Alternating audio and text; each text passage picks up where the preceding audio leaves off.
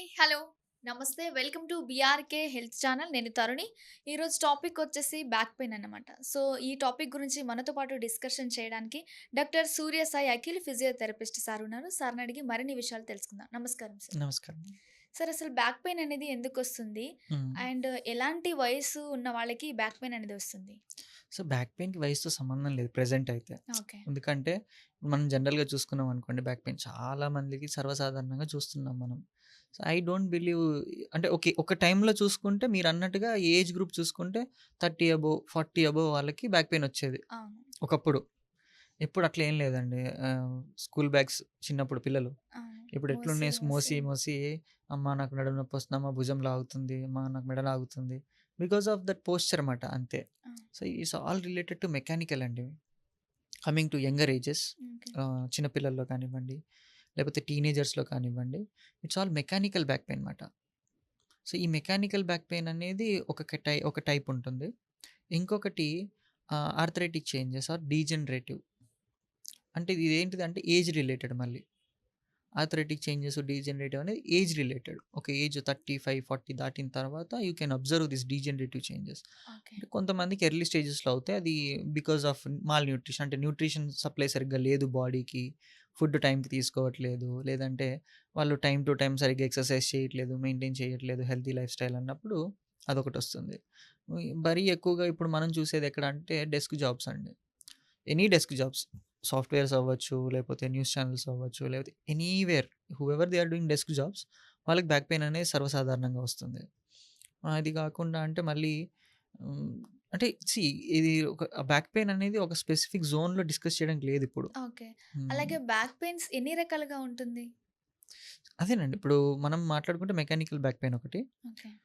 Degenerative back pain ఒకటి, స్పాండిలోలైసిస్ అంటాము. Spondylitis అని అదొకటి. ఇంకొకటి స్పైన్‌కి రిలేటెడ్‌గా డీజనరేషన్ డిస్క్ యొక్క బల్క్ అవ్వడము, డిస్క్ బల్జ్ అవ్వడము. సో, ఎప్పుడైతే మనం ఎగ్జాంపుల్ ఒక 30 కిలోల వెయిట్ ఉంది. ఓకే. మనిషి ముందుకు వంగి ఎత్తాలి. హ్మ్. సో, తనకు ఆ స్ట్రెంత్ గాని, ఆ పట్టు గాని లేదనుకుందాం. ఇది లేనప్పుడు వాళ్ళు బలవంతంగా ఎత్తారు ఒక్కసారిగా అవును. బలంగా. అవును. దేని మీద పడుతుంది వెళ్లి బరువంతా? బ్యాక్ స్పైన్ మీద. అవును. ఈ బైక్ ఏదైతే బ్యాక్ మీద పడుతుందో, బ్యాక్ మీద పడిన వెంటనే ఏమవుతుంది? డిస్క్ అనేది బల్జ్ అవుతుంది. ఎందుకు? అవును. మీకెప్పుడు కూడా స్ట్రక్చర్ డిస్క్ అనేది షాక్ అబ్జర్బర్ అండి. అంటే మన బండికి, కార్‌కి ఏదైనా ఒక ప్లేస్‌కి ఏదైతే షాక్ అబ్జర్బర్ ఉంటుందో, సేమ్ షాక్ అబ్జర్బరే మన బాడీలో కూడా స్పైన్ యాక్ట్ చేస్తుంది. Limbs act చేయవండి.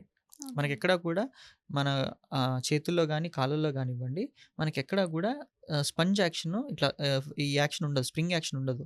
ఒక్క స్పైన్‌లో మాత్రమే స్ప్రింగ్ యాక్షన్ ఉంటుంది. ఓకే. టోటల్ బాడీలో. ఈ స్ప్రింగ్ యాక్షన్ ఏంటిదంటే మొబిలిటీకి హెల్ప్ చేస్తుంది మనకి. అంటే ఇప్పుడు నేను ముందుకు వంగాలి, లేదా వెనక్కి తిరగాలి, లేదా నడవాలి, కూర్చోవాలి, ఏది చేయాలన్నా ఆ స్ప్రింగ్ యాక్షనే నాకు హెల్ప్ అవుతుంది. ఎప్పుడైతే దీని మీద నేను ఒత్తిడికి చేస్తానో డెఫినిట్‌గా ఏమవుతుంది? ప్రభావం చూపిస్తుంది సో దానివల్ల. సో, ఆ కైండ్ ఆఫ్ పెయిన్ గూడా చాలా సివియర్‌గా ఉంటుంది. అది పెరిగినప్పుడే షియాటికా, రేడియేటింగ్ పెయిను, అరికాళ్ళ వరకు నొప్పులుంది, మంటలొస్తున్నాయి. ఈ అవును. కంప్లెయింట్స్ అన్నీ ఎప్పుడైతే ఈ డిస్క్ బల్జ్ అనేది క్రానిక్ స్టేజ్‌కెళ్ళిపోతుందో అప్పుడు స్టార్ట్ అవుతుంది. డిస్క్ డిసీజ్ ప్రాబ్లమ్ కూడా దేనివల్ల వస్తుందంటారు? ఈ డిస్క్ డిసీజెస్ అంటే ఇవి ఎలా ఉంటాయంటే అండి, ఏదైనా బరువు పని చేసే వాళ్ళలో ఎక్కువ చూడొచ్చు మనం. ఓకే. బరువు పనులు లేదంటే obesity people who are desk job. Okay. Heavy personality ఉన్నారు. They are doing desk job అనుకోండి. వాళ్ళకి కూడా మనం చూడొచ్చు. సో, ఫిజియోథెరపీ బ్యాక్ పెయిన్ ఉన్న వాళ్ళకు ఎలా యూజ్ అవుతుంది? సో, ఫిజియోథెరపీలో ఏమవుతుందంటే అండి, first of all any back pain దేనివల్ల స్టార్ట్ అవుతుంది అంటే, ఫస్ట్ మీ మజిల్స్‌లో ఆ టోన్ గాని, ఆ స్ట్రెంత్ గాని లేకపోవడం. ఓకే. కోర్ మజిల్స్ అంటాం. కోర్ మజిల్స్‌తో పాటు లోవర్ బ్యాక్ మజిల్స్ అంటాం. లోవర్ బ్యాక్ మజిల్స్‌తో పాటు పెల్విక్ ఫ్లోర్ మజిల్స్ అంటాం. చూడండి ఒక కోర్ చుట్టూ చాలా కండరాలుంటాయి. చాలా డీపర్ స్ట్రక్చర్స్ ఉంటాయి. అండ్ సూపర్ఫిషియల్ స్ట్రక్చర్స్ ఉంటాయి. ఈ డీపర్ స్ట్రక్చర్స్ అనేటివి యాక్టివ్‌గా ఎప్పుడుంటాయి అంటే హూ ఎక్సర్సైజ్ డైలీ. ఓకే. ఎవరైతే డైలీ ఎక్సర్సైజ్ చేస్తారో వాళ్ళకి ఏంటిదంటే లోపల నుంచి డీపర్ స్ట్రక్చర్స్ అనేటివి స్ట్రెంగ్త్‌గా ఉంటాయి. అలాగని చెప్పి మరి బలంగా ఉన్న వాళ్ళకి నొప్పులు రావా బ్యాక్ పెయిన్ అంటే ఓవర్ స్ట్రెంత్ చేసే వాళ్ళకి బ్యాక్ పెయిన్ వస్తుంది మళ్ళీ. ఆ! ఓవర్ ఎక్సర్‌సైజ్ చేస్తే కూడా వస్తుంది. ఎందుకంటే డీపర్ మజిల్స్ అనేవి ఏం చేస్తాయి అంటే స్ట్రెంత్ పెరిగిపోయి ఆ బోన్స్‌ని పుల్ చేయడం స్టార్ట్ చేస్తాయి. ఇప్పుడు ఏదైనా కూడా ఒక స్ట్రక్చర్ ఒక ప్లేస్‌లో ఉందండి. దాన్ని మీరు డిస్టర్బ్ చేయట్లేదు. బాగా మెయింటైన్ చేస్తున్నారు బావుంటుంది. ఓకే. దాన్ని పదే పదే డిస్టర్బ్ చేస్తూ ఉంటే with exercise or without exercise okay. Whatever it is. With exercise disturb చేసినా పెయిన్ వస్తుంది. వితౌట్ ఎక్సర్‌సైజ్ డిస్టర్బ్ చేసినా పెయిన్ వస్తుంది. స్పైన్ కూడా అంతే. సో, ఎప్పుడైతే మనం విగరస్‌గా యాక్టివిటీ చేస్తామో బ్యాక్ పెయిన్ పెరుగుతుంది. స్ట్రెంత్ ఉన్నా కూడా. ఎందుకంటే స్ట్రెంత్ ఉన్నప్పుడు మజిల్ ఏం చేస్తది అంటే ఆ విగరస్ యాక్టివిటీని ఒక లిమిట్ వరకు యాక్సెప్ట్ చేస్తుంది. ఓకే. ఆ లిమిట్ తర్వాత యాక్సెప్ట్ చేయదు. It will start straining itself. Back pain తగ్గాలంటే ఫిజియోథెరపీ చేయాలి, తగ్గుతుంది. ఎంత వరకు చేస్తే తగ్గుతుందండి? ఎన్ని రోజులు చేయాలి ఇంకా దాన్ని అలా కంటిన్యూగా? అంటే ఎగ్జాంపుల్ డిస్క్ బల్జ్ ఉందనుకోండి, ఒకలాగుంటుంది ట్రీట్మెంట్. మెకానికల్ బ్యాక్ పెయిన్ అనుకోండి, ఒకలాగుంటుంది. ఎగ్జాంపుల్ మెకానికల్ బ్యాక్ పెయిన్ తీసుకున్నామనుకోండి. మెకానికల్ బ్యాక్ పెయిన్ అంటే రీజన్ ఏమి ఉండదు దీనికి. ఇదొక కండిషన్ కాదు. జస్ట్ మీ డైలీ లైఫ్‌లో అదొక కైండ్ ఆఫ్ డిస్టర్బెన్స్. ఓకే. వచ్చి వెళ్తుంటుంది ఆన్ అండ్ ఆఫ్. ఇది మెకానికల్ బ్యాక్ పెయిన్. ఇది వచ్చి వెళ్ళిపోతుందన్నప్పుడు నెగ్లెక్ట్ చేయకూడదు. Mechanical back pain will convert into permanent back pain. ఈ మెకానికల్ బ్యాక్ పెయిన్ ఉన్న టైంలో ఏం చేస్తామంటే, ఆ సరౌండింగ్ స్ట్రక్చర్స్ ఉంటాయి కదా! మజిల్స్ వాటిని మనం రిలీజ్ చేస్తాం విత్ మొడాలిటీస్. సో, ఫిజియోథెరపీలో కూడా ట్రీట్మెంట్ పార్ట్స్ డిఫరెంట్‌గా ఉంటాయండి. ఎలక్ట్రోథెరపీ ఉంటుంది, మాన్యువల్ థెరపీ ఉంటుంది, ఎక్సర్సైజ్ థెరపీ ఉంటుంది. ఈ 3లోనే ద బెస్ట్ రిజల్ట్ వచ్చేస్తాయి. Electrotherapy itself is a big ocean మళ్ళీ. ఓకే. ఎలక్ట్రోథెరపీలోనే దగ్గర దగ్గర ఒక 30, 40 మెషినరీస్ ఉంటాయి. ఒక్కొక్క కండిషన్‌కి ఒక్కొక్క మెషిన్ యూజ్ అవుతుంది. అండ్ ఒక్కొక్క మెషిన్ అన్ని కండిషన్స్‌ని కూడా ట్రీట్ చేయగలుగుతుంది. ఓకే. డిపెండ్స్ ఆన్ కండిషన్ అది. కండిషన్. ఓకే. మాన్యువల్ థెరపీ కూడా సేమ్. మాన్యువల్ థెరపీ ఏంటిదంటే మీకు spinal adjustments not only spine over body అన్ని జాయింట్‌లో అడ్జస్ట్ చేస్తాయి. అంటే అలైన్‌మెంట్ అంటాం. మన బాడీ అలైన్‌మెంట్ గాని, పోస్చర్ గాని మారిందనుకోండి, దాన్ని మాన్యువల్ థెరపీ ద్వారానే కరెక్ట్ చేయగలుగుతాం. మాన్యువల్ మొబిలైజేషన్ కూడా చేయొచ్చు. Okay. So, mobilization depends on which joint affected and how much it is affected. Manual therapy అనేది స్పైన్‌కి, జాయింట్స్‌కి ఎక్కువ యూజ్ అవుతుంది. ఓకేనా అండి? అండ్ ఎంఎఫ్ఆర్ అంటాం. ఎంఎఫ్ఆర్ అంటే మయోఫేషియల్ రిలీజ్. ఓకే. మన బాడీలో ఫేషియా ఉంటుంది. ఆ ఫేషియాని ఎలా రిలీజ్ చేస్తున్నాము. సో, ఫర్ ఎగ్జాంపుల్ లంబార్‌లో అంతా బానే ఉంది. బట్ పెయిన్ ఉంది. ఫేషియా డిస్టర్బెన్సెస్ వల్ల కూడా స్పైన్ అంతా డిస్టర్బ్ అవుతుంది. క్రేనియోసాక్రల్ థెరపీ అంటాం. సో, అవర్ క్రేనియల్ నర్వ్స్ ఉంటాయండి. ఈ నర్వ్స్ అనేటివి కొన్ని మజిల్స్‌కి సప్లై అవుతాయి. ఎప్పుడైనా క్రేనియల్ నర్వ్స్ ఇరిటేట్ అయ్యాయనుకోండి, ఆ టోటల్ మస్కులర్ సిస్టమ్ అంతా ఎఫెక్ట్ అవుతుంది. ఓకే. ఇప్పుడు బ్యాక్ పెయిన్ ఉన్న వాళ్ళు సర్జరీకి ఏమైనా సజెషన్ తీసుకోవచ్చా? అంటే అసలు నేనే సర్జరీ అవసరమా? నా సజెషన్ అయితే మేడం 99% నో చెప్తా. నో.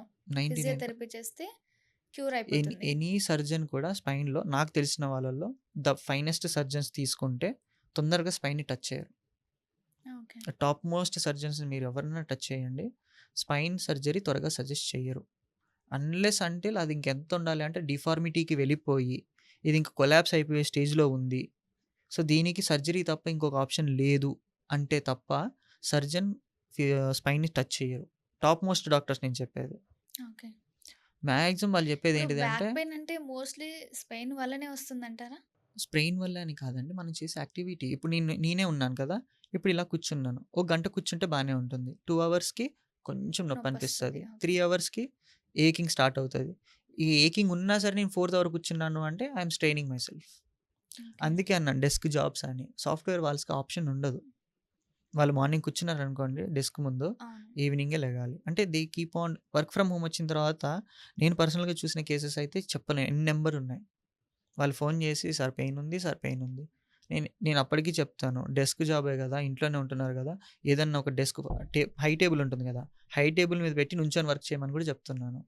చెయ్యరు. అంటే నెగ్లిజెన్స్ వాళ్ళకి అది. సజెషన్ ఫిజియోథెరపీ చేయమనే చెప్తారా? హ్మ్. నేను ఫస్ట్ ఏది కూడా నేనేం చెప్తానంటే ప్రివెంటివ్ మెజర్స్ చూస్తాను మేడం. చాలా పేషెంట్‌కి చాలా క్లియర్‌గా చెప్తాను నేను. మీరు ఫస్ట్ ఇది ఫాలో అవ్వండి. హోమ్ రెమెడీస్ అని కొన్ని హోమ్ రెమెడీస్ చెప్పి మీరిలా ఫాలో అవ్వండి. మీరిది ఫాలో అయ్యాక తగ్గకపోతే అప్పుడు ఫిజియోథెరపీకి రండి. చెప్పండి మాకు కూడా, మా వ్యూవర్స్‌కి కూడా హోమ్ రెమెడీస్ ఏమైనా. సింపుల్ అండి. నార్మల్‌గా హాట్ ప్యాక్ పెట్టుకోమంటాను. హాట్ ప్యాక్ పెట్టుకొని వాకింగ్ చేయండి.